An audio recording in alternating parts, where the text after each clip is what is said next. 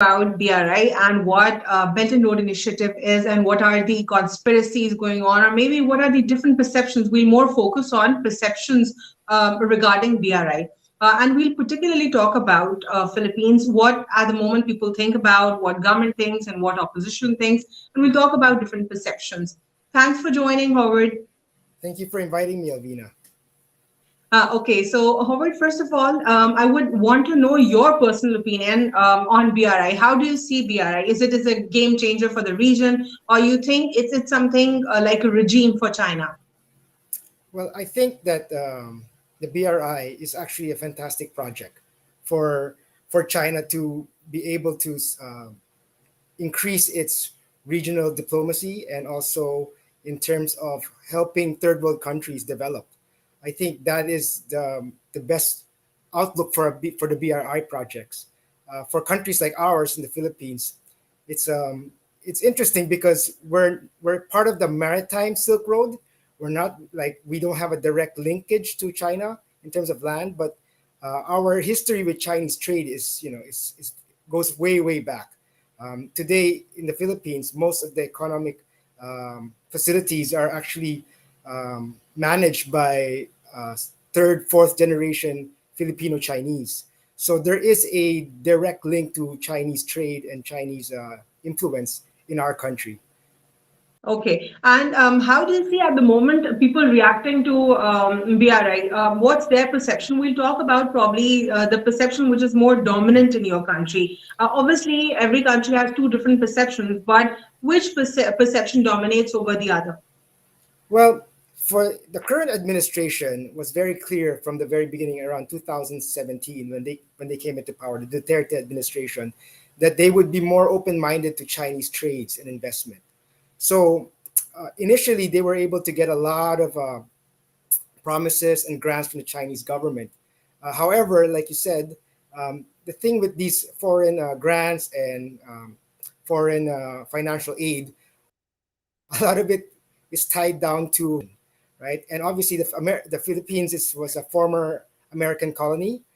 We are quite aligned in terms of our regional defense with America. Our mindset is very liberal minded. And so there is a challenge where if the administration represents certain qualities that may be not so democratic, it gets investments like China also gets tied to it. So our history with Chinese investment, some of them have some controversies. So the outlook sometimes that even if these projects are much needed and are very important, they're much more scrutinized. They're much more deliberately looked upon because of previous administrations and previous problems before. But in general, the Philippines want more infrastructure investments, and of course, China is the biggest in the world. America's not coming out to build trains or build highways because they have their own problems, right? Japan has been a long time partner, but it seems that Japan is quite stretched. So while they are a preferred choice, China is becoming much more, much more, I would say, open-minded in terms of looking for investments in trades, especially for heavy infrastructure. Playing like a genuine leader. Again, sorry? And playing like a genuine leader. Mm-hmm. Because when we study about China, the rise of China, so far they've not shown any aggression, any violence, no war. They've been just trying to put different free trade zones. They're working on different projects, but still, so far we have a lot of theories and conspiracies going on that China is also going to be a worse hegemon, maybe worse hegemon than the United States, and a lot of other perceptions are also going on. But looking at all of these perceptions, how do you see conspiracies or the negative perceptions in your country? Like once you told me about one of the corruption cases, NBNZT corruption scandal. Yes. What was that particularly? Tell us about that. The ZTE scandal was the Philippine government was bidding in national infrastructure information backbone. And ZTE at that time, I think even now, is one of the larger Chinese companies. that deal with infrastructure in terms of communication lines, information lines. And in that case, there was a whistleblower in the Philippines, who was close to the husband of the current of that of former President Macapagal Arroyo, and he said that he had evidence to show that there were a lot of money exchanged. I mean, money that was transferred to supposedly to the first gentleman of the government, and there were a lot of kickbacks along the way. So it's a national program, and that's what that was that kind of blew up in the government. Um, Okay. So, but that wasn't so that was sorry. Go ahead. yeah, yeah, complete it. So her Macapagal Arroyo, our former president, was actually credited for really opening up to China. Right? She was ruled the country for 9 years, around 2000 to 2002, I think, 2002 to 2011, I think, 2011. And she was credited for really opening up to China, which was much needed. We needed those investments from China. And at that time, China was really trying to open up its economy and promote more trade, bilateral relationship all across Southeast Asia. However, her administration is her dealings with China. One was the ZTE, and the other was the North Rail project. Came into some problems because a lot of them were scrutinized for not being as transparent as they should be, since they were national projects, right? And so Okay. that's always kind of hampered Chinese investments, good or bad. That transparency is a issue that needs to be fixed by both sides. Believe me. Okay. Um, mhm, Hori, when we talk about transparency, right, this is the mhm. main concern that projects needs to be transparent so Yes, that yeah, both of the nations get most of it and it's a win-win of course. situation.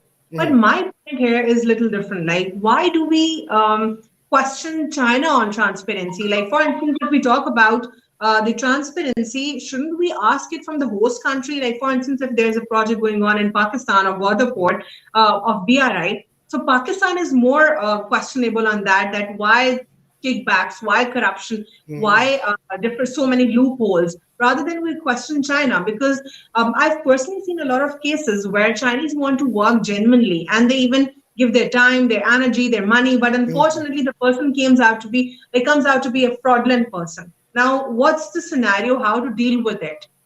You're absolutely correct about that. I mean, that's a lot of the laymen don't actually see that there are sides and there are angles when it comes to foreign development, right? And of the first major angle is the China coming in as a investor, and then of course dealing with the national government.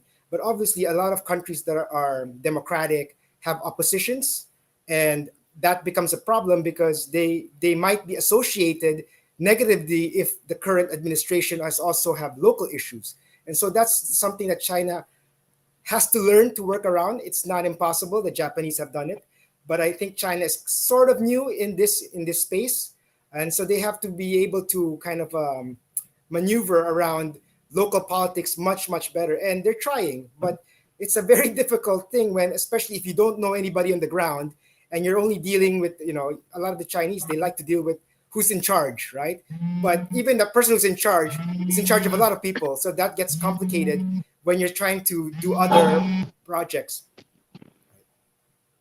So I think that's been the Oh, issue for a lot of countries like ours, where there are good projects, but then they get hijacked by local opposition or um, bad narratives, just so that the current administration, or bad or good, are looked upon differently.